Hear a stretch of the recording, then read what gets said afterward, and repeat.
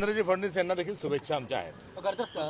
कुठेतरी काँग्रेस ही अराजकता माजवते अशा प्रकारचा आरोप हा अमित साटम करताना कशा प्रकारची अराजकता? अराजकता ही सरकारच्या माध्यमातून ही भारतीय जनता पक्ष अराजकता माजवत आहे आणि अराजकता माजवत असताना पोलिसांकरवी अमानुष लाठी हल्ला कसा झाला हे आपल्या सगळ्यांच्या समोर आहे.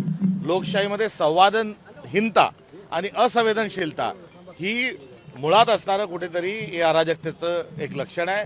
या देशाला स्वातंत्र्य मिळाल्या महात्मा गांधींचा खून करून अराजकता माजवणारा जो विचार आहे तो भारतीय जनता पक्षाजवळ आहे. उलटा चोर कोतवाल को डाटे, चोर सोडून संदेशाला फाशी, असं सध्याचं भारतीय जनता पक्षाचं वर्तन आहे. राहुल गांधी यांचा पासपोर्ट तपासावा. राहुल गांधी हे नुकतेच परदेशात जाऊन आले. 12 वर्षामध्ये त्यांचा पासपोर्ट तपासला नाही का? निराधार आरोप करायचे, बेछूट आरोप करायचे आणि फेक नेरेटिव्ह पसरवण्याचा एक धंदा आणि भारतीय जनता पक्षाचा त्यात हातखंडा आहे. तो बीजेपी ने आके यहाँ पे प्रोटेस्ट किया तिलक भवन कांग्रेस ऑफिस के बाहर, राहुल गांधी पे आरोप लगाए. नहीं, क्या आरोप है? आरोप जिन पर है वो पंतप्रधान हमारे देश के है, गृह मंत्री है, इस देश के जो शिक्षा मंत्री धर्मेंद्र प्रधान वो है, और उनको छोड़कर राहुल गांधी पर क्या आरोप करने की जरूरत है? सर यहाँ पे आके पासपोर्ट चेक करने की बात कर रहे हैं राहुल गांधी. कीजिए ना, कीजिए. कौन सरकार उनकी है, कीजिए, जो मर्जी हो कीजिए. बाहर पब्लिक डोमेन में बात करने की क्या आवश्यकता? पॉलिटिक्स कर रहे हैं राहुल गांधी छात्रों के ऊपर इस तरह से. और क्या पॉलिटिक्स हो रहा है? पेपर लीक हो रहा है, ये पॉलिटिक्स है? इस देश का शिक्षा मंत्री इस्तीफा दे नहीं रहा, ये पॉलिटिक्स है? इस देश का आम आदमी परेशान है, ये पॉलिटिक्स है? पॉलिटिक्स जो है उसी का हर चीज को पॉलिटिक्स कहना, उनका अहंकार को ही पॉलिटिक्स को कह रहे हैं.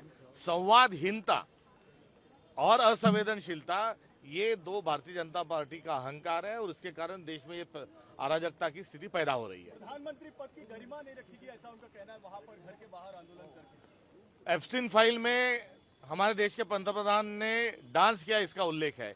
ये कहाँ की गरिमा है? हम सिंदूर ऑपरेशन के तहत पाकिस्तान जीतने जा रहे थे तो हमारा सीज फायर जो है वो वहां से डोनाल्ड ट्रंप करते, तो ये कौन सी गरिमा है? हर व्यक्ति के खाते में 15 लाख डालने की बात की थी और वादा पूरा नहीं हुआ. हर साल 2 करोड़ लोगों को रोजगार देने की बात की थी, वो वादा पूरा नहीं हुआ. किसान को लागत मूल्य से 1.5 गुना आमदनी का वादा किया था, वो नहीं हुआ. तो जो आदमी लगातार बार बार झूठ बोल रहा है, केवल चुनिंदा उद्योगपतियों के लिए ही काम कर रहा है, उन्होंने गरिमा देश के पंतप्रधान पद की गरिमा बहुत पहले खो दी है. सर ये गुलाब के फूल लेके आए हाथ में. जी, ये वो स्वागत है उनका. हमारी कांग्रेस की मोहब्बत की दुकान है, हम उनका स्वागत की करेंगे और संविधान भी उनको देंगे. स्वागत करण्यासाठी आला आहात, फुलं घेऊन आला आहात, गुलाब घेऊन आलात, मात्र भाजप आंदोलन करते. मागच्या मध्ये पोलिसांनी त्यांना तिथूनच उचललंय. त्यांचं स्वागत आहे, त्यांना पोलिसांनी त्यांना येऊ द्यावं. आम्ही त्यांचं चहापान करू, त्यांना फुल देऊ, त्यांचं स्वागत करू, त्यांना संविधान भेट देऊ. आम्ही संवादहीनतेवर आमचा विश्वास नाही, आम्ही त्यांच्याशी संवाद साधू. राहुल गांधी यांच्या फोटोला त्यांनी अक्षरशः चपला मारल्या, जोडे मारले आणि शिवीगाळ देखील केली.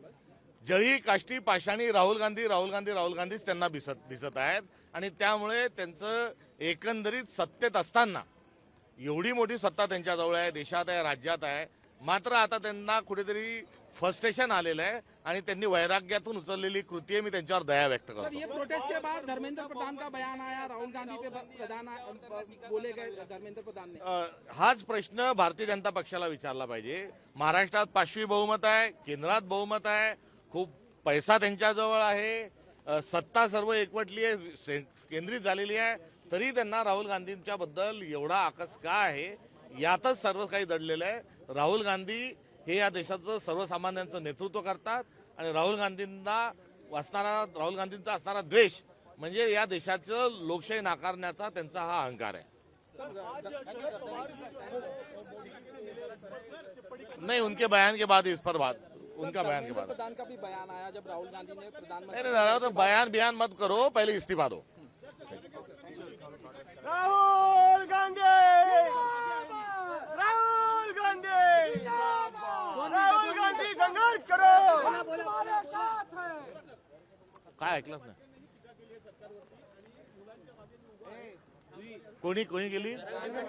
सर्व भारतातल्या सर्वांनी हीच भूमिका घेतली पाहिजे. ही राहुल गांधींची काँग्रेस पक्षाची भूमिका न राहता भारतातील तमाम नागरिकांची हीच भूमिका असली पाहिजे. तरच आपला देश पुढे जाऊ शकेल, तरच आपल्या देशातली लोकशाही तगू शकेल, तरच आपलं संविधान तरू शकेल. अन्यथा हुकुमशाहीच्या हेकेखोरीच्या नादात या देशामध्ये तानाशाही आल्याशिवाय राहणार नाही. त्यामुळे दुसरा स्वातंत्र्याचा लढा आपल्याला सर्वांना लढला पाहिजे. त्या भेटीबाबत शरद पवारजी आणि त्यांचा पक्ष जेव्हा टिप्पणी करेल नंतरच त्यावर बोलणं उचित ठरेल.